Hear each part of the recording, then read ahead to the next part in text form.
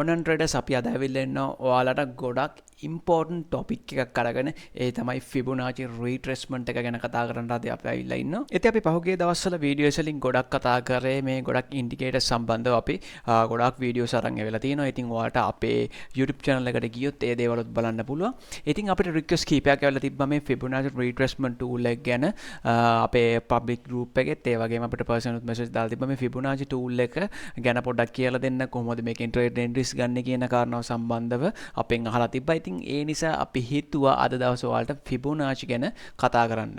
ඉතින් ට්‍රේඩර්ස් මේ ෆිබොනාචි tool එක පාවිච්චි කරලා අපි ට්‍රේඩ් එන්ට්‍රීස් ගන්න යන්න කලින් අපි ඉතිහාසය ගැන කතා කරොත් මේකට ගොඩාක් ලොකු හිස්ටරි එකක් තියෙන දෙයක්. ඉතින් මේක එකටම හොයාගත්තේ ඉන්දියාව කියලා කියනවා නේ. කෙසේ නමුත් මේක අර මිනිස්සු අතර ජනතාව අතරට මේක ප්‍රසිද්ධ වෙන්න පටන් ගත්තේ මේ ලියනාඩෝ ෆිබොනාචි කියන පුද්ගලයා හඳුන්වා දුන්නට පස්සේ කියලා තමයි ගොඩාක් තැන්වල සඳහන් වෙන්නේ.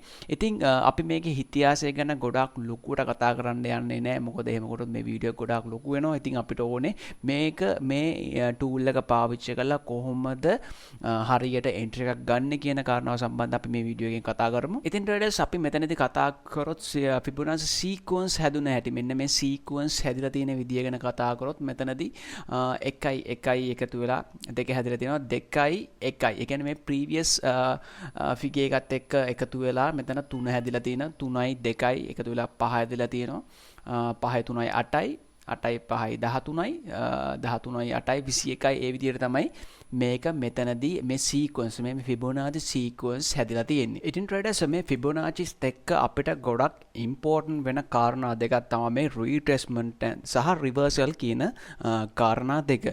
ඉතින් අපි මේ ෆිබොනාචි ගැන කතා කරන්න කලින් මම පොඩ්ඩක් පැහැදිලි කළොත් මේ රීට්‍රේස්මන්ට් එකක් සහ මේ රිවර්සල් එකක් කියන්නේ මොකක්ද කියලා. ඉතින් ට්‍රේඩර්ස් මම එකටම කියා දුන්නොත් මොකක්ද මේ රීට්‍රේස්මන්ට් එකක් කියන්නේ කියලා මම එකටම ඔයාලට ඇද ගන්නවා මෙතනදී up trend එකක් right up trend එකක් මෙතනදී මම අද ගන්නවා මෙන්න මේ විදියට right.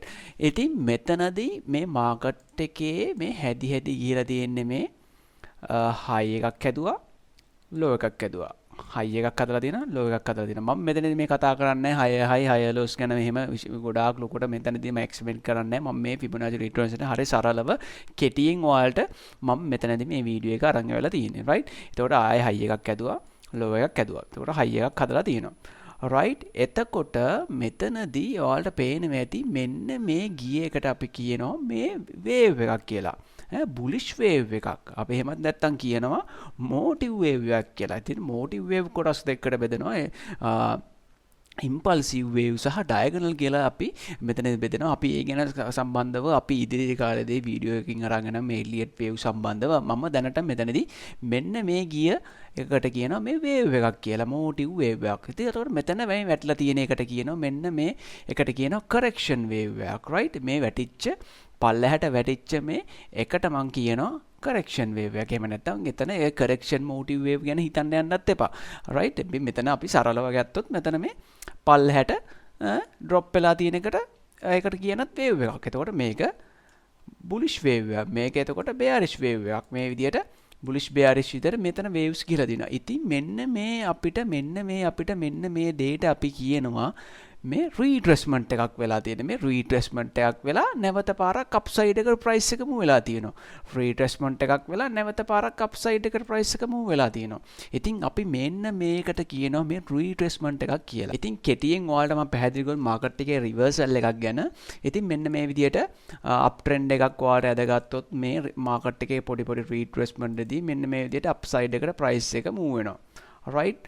එක පාරට මාකට් එක මෙන්න මේ විදියට මෙන්න මේ සපෝට් ලෙවල් එක ගාවටම ප්‍රයිස් එක ආවොත් අපි ඒකට කියනවා මාකට් එකේ රිවර්සල් එකක් වුණා කියලා.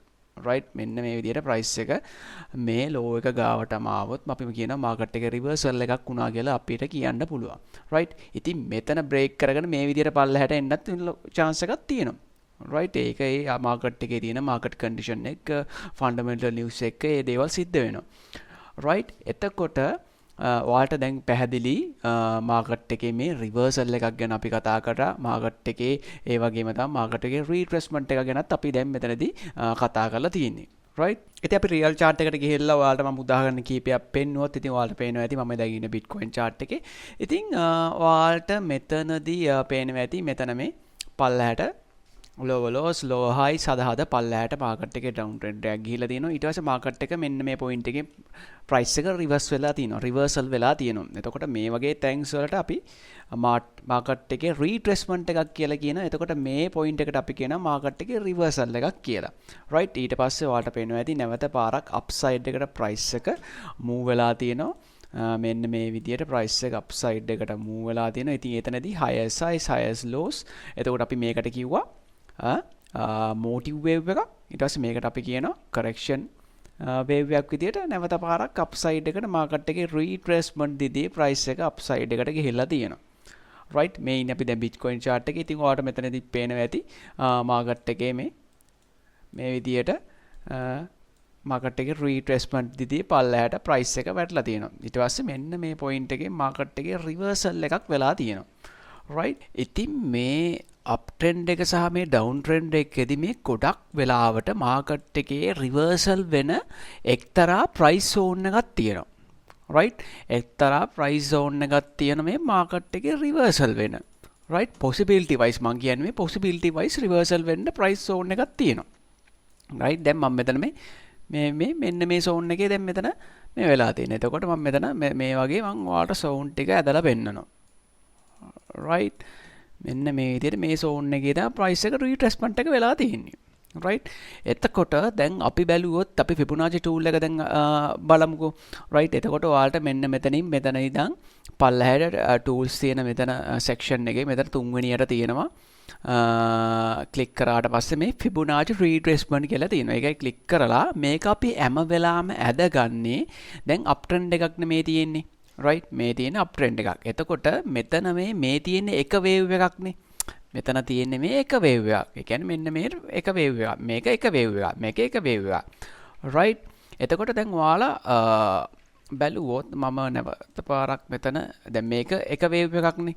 ඉතින් මෙන්න මේකේ retracement එක හොයාගන්න අපි මෙන්න මේ Fibonacci retracement tool එක use කරනවා. right එතකොට retracement tool එක හැම වෙලාවෙම අපි පාවිච්චි කරන්නේ මෙන්න මෙතන මේ low එකේ ඉඳන් මෙන්න මෙතන swing high එක දක්වා. right හැම වෙලාවෙම uptrend එකක මේ swing low එකේ ඉඳන් swing high එක දක්වා තමයි Fibonacci tool එක අපි apply කරගන්නේ. එතකොට ඒකට අපි තියෙන wick එකට හරි ගොඩක් වෙලාවට wick එකටම අපි use කරනවා. එතකොට අපි wick එකේ ඉඳලා අපි swing high එකට තිබ්බට පස්සේ ඔයාලට මෙන්න මේ විදියට සමහර කට්ටිය මේක percentage wise දාගන්න. මම මෙතනදී සාමාන්‍ය පාවිච්චි කරලා තියෙන්නේ percentage නෙමේ values levels ටික values විදියට තමයි මම දාගෙන තියෙන්නේ.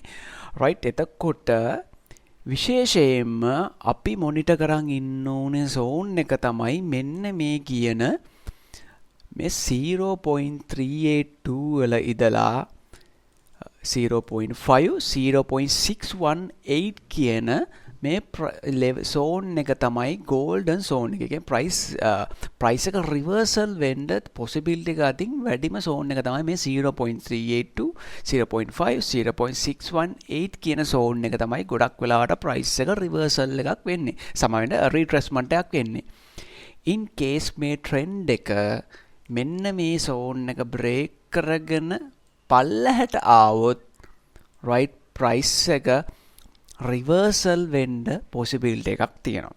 right එතකොට මම ආය පාරක් කිව්වොත් ඔයාලට මෙතනදී price එක මෙතන motive wave එකක් ගියාට පස්සේ price එක retracement එකක් දෙනවනේ. ඒ retracement එක දෙන ප්‍රධානම zone තුන තමයි 0.382 0.5 0.618.